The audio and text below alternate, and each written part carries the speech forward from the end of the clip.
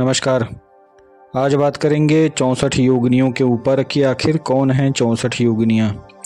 देखिए मित्रों, शास्त्रों में भी आपको इन शक्तियों के विषय में जानकारी प्राप्त होगी, लेकिन यह जो ज्ञान है यह मुझे मेरे गुरु के द्वारा प्राप्त है और इसी माध्यम से मैं आपको यह ज्ञान इस वीडियो में बता रहा हूँ। देखिए, मुझे जितना ज्ञान है 64 योगिनियों के विषय में मैं उतना ही बताऊंगा। उससे अधिक यदि मैं नहीं जानता तो मैं कहीं से भी आपको नहीं बताऊंगा, क्योंकि मैं झूठा ज्ञान देने वाला नहीं हूं और ऐसा भी नहीं है कि मैं कहीं से उठाकर ज्ञान आप सभी को दे दूं। तो आइए बात करते हैं कि 64 योगिनियों का जो उत्पत्ति है वह कहाँ से हुई।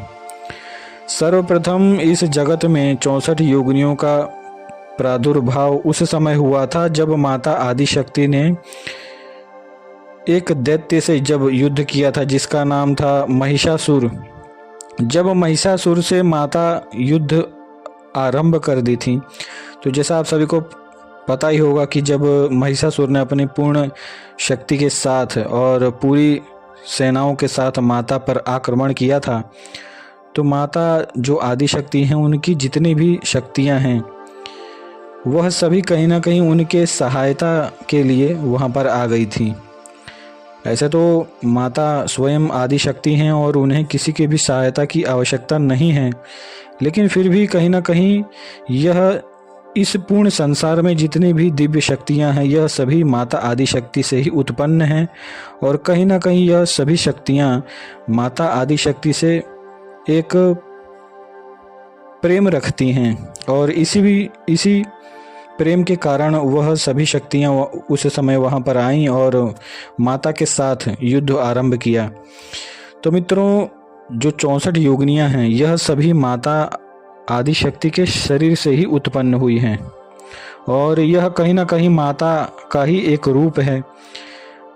हर शक्ति का अलग अलग प्रकार है 64 योगिनियों में। 64 योगिनियाँ केवल एक ही शक्ति लेकर नहीं चलती, हर योगिनी का अपना एक अलग महत्व है और हर एक योगिनी अपनी एक अलग ही प्रचंड शक्ति लेकर चलती है। और देखिए क्या है कि जो माता आदिशक्ति का अलग अलग क्षेत्रों में जो उनकी शक्तियाँ विद्यमान हैं यह कहीं ना कहीं योगिनियाँ ही हैं, क्योंकि स्वयं माता आदिशक्ति जल्दी किसी भी साधक को साधना के दौरान चाहे कहीं पर भी दर्शन नहीं देती। जब कोई उच्च कोटि का साधक, जैसे एक सिद्ध कुंजिका के साधक थे, उन्होंने सिद्ध कुंजिका स्तोत्र की ही केवल साधना की थी अपने पूर्ण जीवन में और उनके जीवन के अंतिम समय में मृत्यु के कुछ क्षणों पहले ही उन्हें माता आदिशक्ति के दर्शन हुए और उसके बाद उन्होंने अपना देह त्याग किया। तो इस प्रकार से भी माता के दर्शन होते हैं। देखिए, माता आदिशक्ति जो हैं वह बहुत ही बड़ी शक्ति हैं और उनके दर्शन करना इतना सरल नहीं होता है। साधना मार्ग में यदि किसी व्यक्ति को माता आदिशक्ति के दर्शन करने हो तो उन्हें कहीं ना कहीं 64 योगिनियों को भी प्रसन्न करना पड़ेगा अपनी साधनाओं के माध्यम से। और जो दुर्गा सप्तशती का पूर्ण जो स्तोत्र है उसकी यदि आप साधना करते हैं तो कहीं ना कहीं जितनी भी 64 योगिनियाँ हैं और जितनी भी प्रमुख अष्ट महायोगिनियाँ हैं और जितनी भी 9 दुर्गाएं हैं, यह सभी देवियाँ केवल इसी साधना से आपके ऊपर प्रसन्न हो जाती हैं।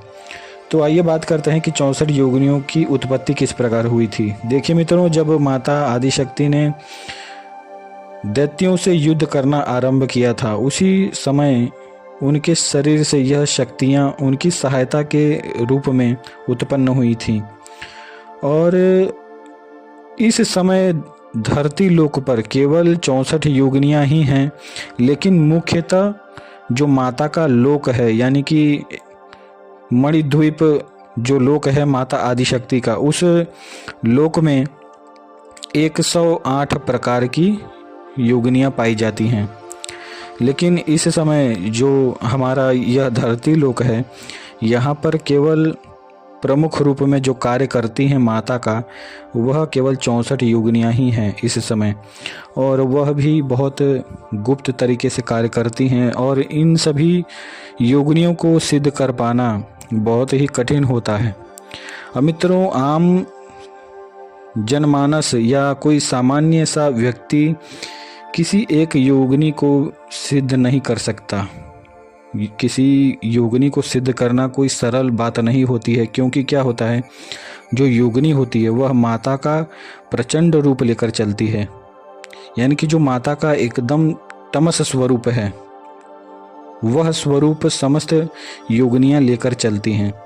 इसलिए कई बार देखा गया है कि कई योगिनियाँ अपनी साधना काल के दौरान बहुत ही भीषण अनुभव देती हैं, और कई योगिनियाँ तो साधक का कपाल ही फाड़कर उसका जो मस्तिष्क होता है उसे खाने लगती हैं।